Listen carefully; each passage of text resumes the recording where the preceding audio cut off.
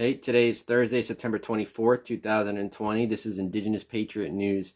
We're going to cover some documents that just dropped in relation to the Michael Flynn case. We'll discuss I guess we can call it a documentary that I'm currently watching that is very interesting and very relevant. And I'll talk about some events that are going on throughout the country in relation to various indigenous cultural events, openings, etc. So please remember to hit the subscribe button for more content, and let's go. There's some new documents in relation to the case against Michael Flynn. The right has been claiming for a little while now that the charges against Flynn were unfair due to procedural issues and how they felt like he was being framed for, for the perjury that they convicted him of. Whether or not he lied to Congress, he already pled guilty to. And in pleading guilty, he also apparently avoided some further charges that were swept off the table by prosecutors. He actually pled to the lesser offense. But the documents that were released, which I will link down below and come courtesy of Fox News, I'm using the Ground News app as usual, they don't paint a good picture. What they state basically is that the FBI agents, if that's where these particular messages come from, already believed that the case was over.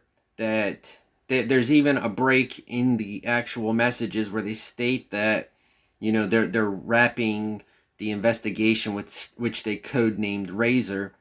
And then they come back and state that, it's a go again. My issue with these particular messages are, if they're real, they do cause me to question why they were holding Michael Flynn during the particular investigation. I feel like there's a larger amount of documents that we don't currently have that maybe paint a more vivid picture, and maybe this could either be transparently showing us that there was some kind of hokiness going on, or it could be an attempt to cast further doubt as we head towards the elections.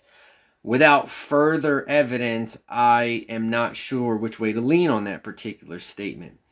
That still does not change the fact that he did backdoor dealing with Kislyak. The whole issue was that Russia was being sanctioned due to its annexation of Crimea, and Flynn had gone and told Kislyak for Russia not to react to this, because when the transition team became, the actual administration, they would negotiate from there.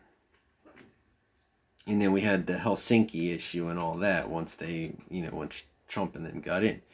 So these procedural issues do not change the fact that happened.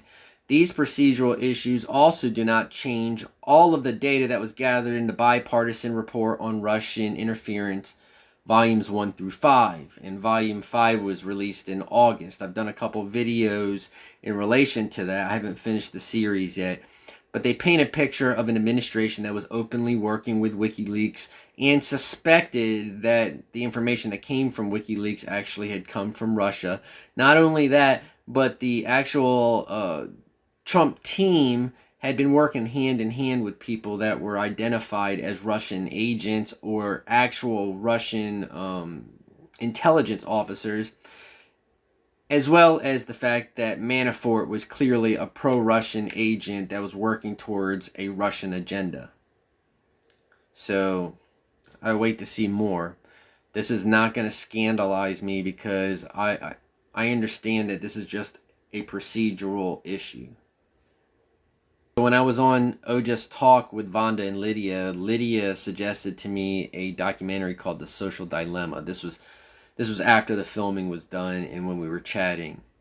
Social Dilemma is on Netflix, and it's been a very interesting documentary. And I mean, I call it a documentary because there's a lot of discussions with certain people involved in the documentary's topic, but there's also a narrative that goes on, a kind of familial, fictional narrative that shows how, in dramatic form, social media and things like that can affect the interactions of family with one another and the interactions with the people in themselves. But here's the trailer. When you go to Google and type in climate change is, you're going to see different results depending on where you live and the particular things that Google knows about your interests. That's not by accident, that's a design technique. What I want people to know is that everything they're doing online is being watched, is being tracked. Every single action you take is carefully monitored and recorded. A lot of people think Google's just a search box and Facebook's just a place to see what my friends are doing. What they don't realize is there's entire teams of engineers whose job is to use your psychology against you. So I don't want to play too much more than that because I don't want to give away anything. If that piqued your interest, then please check it out on Netflix. We can discuss it in the comments below. By the way, if anybody has any knowledge of Android apps that would allow me to cast my face to the screen while recording, I would really appreciate it. I'm using a camera app called Open Camera, but if you notice up here and to the side here, they have buttons that I'd like to do away with. Okay, I'd like it just to be a clear thing. So maybe you could help me make my videos better and provide that. As you can see, I'm already learning how to do the picture-in-picture ordeal. I guess that was off topic, so let's move to the next topic.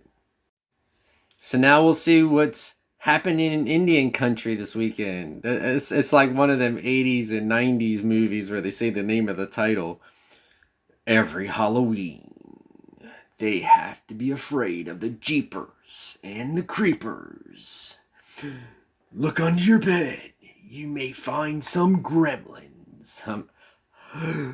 Oh my God, if you mess with me, you will die harder. I'm just kidding. Anyway, let's see what's going on. So the National Museum of the American Indian reopens Friday, September 25th, which is tomorrow. It'll be open from 11 to 4 p.m. It'll also be open Wednesday to Sunday from 11 a.m. to 4 p.m. These require free timed entry passes, and you can go to the website in order to get them. It states that this is only the museum in D.C., the one in New York's still closed. California Native American Day. So also tomorrow, Californians celebrate their Native American Day. I wish we had a Native American Day where I lived. I wonder if I'd be able to call out of work. Well, I wouldn't really have to call out from work. Anyway, so it states that 109 federally recognized tribes and several state recognized tribes. California celebrates California Native American Day on Friday, September 25th. I don't think I stated the first part of that sentence correctly. It goes on to say that the day started in 1939 by Colbert Olson, who was the governor at the time. Ronald Reagan in 1968, along with California tribal leaders, acknowledged the fourth Friday as California Native Indian Day. And then in 1998, it became an official state holiday to not only acknowledge, but to learn about the culture, histories, and heritage of tribal nations within the state. They're going to have a virtual poetry reading by 3 different poets. It takes place at 3 p.m. PDT, and you can RSVP on the website. I'll leave the article in the thing down below. You can't even see my hand. I don't know why I'm doing it. Well, I can't even see my hand. I don't know what you can see. So Michigan Indian Day is also tomorrow. Tomorrow is a very busy day. The fourth Friday in September of each year is known as Michigan Indian Day. The designation dates back to 1974 when the Michigan legislature enacted Public Act 30. In 2007, the Michigan House of Representatives said, Michigan Indian Day is an excellent opportunity for Michigan citizens to better understand and appreciate the many contributions that people of Native American descent have made to our state. I really like that. I'm telling you, we need to get on the ball and get our own. We still have Columbus Day. The Grand Rapids Native community will celebrate the Michigan Indian Day at Rosa Parks Circle, which is 135 Monroe Center, Northwest Grand Rapids, Michigan. So if you're in Michigan, that sounds really interesting. Speakers will speak on the importance of preservation and the celebration of native culture. American Indian foods will be available for purchase. They probably have fry bread tacos. Man, because of COVID, I wasn't able to have our powwow, and I miss our pumpkin fry bread so bad. Anyway, they're going to require CDC guidelines such as face masks, social distancing. Also tomorrow, the Missing and Murdered Indigenous Women and Girls exhibition opens. It's in Michigan as well. It says the Saginaw Chippewa Indian Tribe of Michigan and its Zebwing Center of Anishinaabe Culture and Lifeways will hold a virtual grand opening of Boontak, which means stop it, Stolen Daughters of Turtle Island at 12 noon on Friday, September 25th. So it's a virtual grand opening. The exhibition seeks to raise awareness about the atrocities of missing and murdered Indigenous women and girls, crisis that impacts tribal communities across Turtle Island. So we talked about this in a previous video. I'll put that in the I guess in the card thing that pops up above my head there. We talked about the importance of the Missing and Murdered Indigenous Act when we discussed the Savannah Act and how Congress passed that through. It's a very important part of equality and cherishing the lives of Indigenous women who have gone underreported and underrespected. I mean, think about it this way. The movie Pocahontas is about some teenage girl running away from a white crush. No, she's running away from the indigenous guy going towards the white crush, and not the actual trafficking that the real Pocahontas is about. So the event is a virtual opening of Missing and Murdered Indigenous Women and Girls. It's tomorrow at noon EDT, and the website will be here on the webpage. Again, I'll leave that in the comments. If you happen to be near there, you'll be able to actually go to see the display itself at the Zebwing Center of Anishinaabe Culture and Lifeways, which is at 6650 East Broadway Road, Mount Pleasant, Michigan. If you happen to go, take some pictures. I'd love to post them on my Instagram or Twitter. Okay. For more information, they give you a phone number and a website.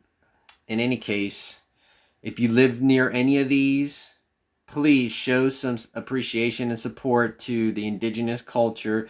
They're putting these on to celebrate our culture, but they're also putting them on to educate and show you, those of you that don't know much about our contemporary lives and our histories, more about us. We're trying to share with you. So if you go, send me pictures. I would love to have some pictures of you there at these events.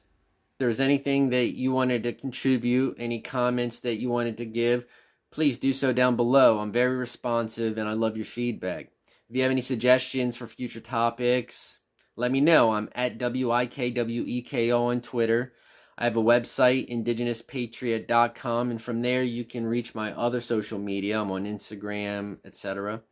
Lepichkanawe. I'll see you again.